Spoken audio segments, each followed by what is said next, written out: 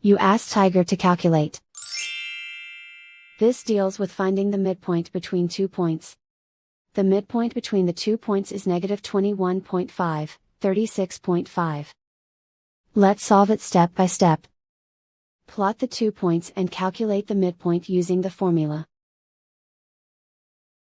The coordinates of point 1 are, x1 equals negative 39, y1 equals 81.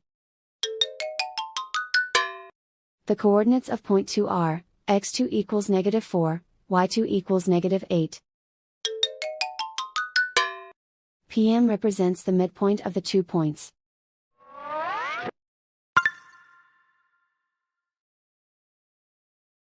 Use the x values in the midpoint formula to find the midpoints x.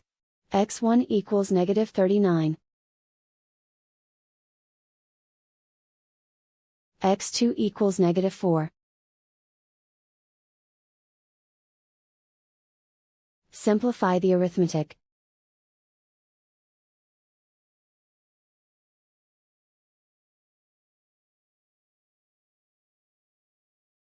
Use the y values in the midpoint formula to find the midpoints y. y1 equals 81. y2 equals negative 8. Simplify the arithmetic.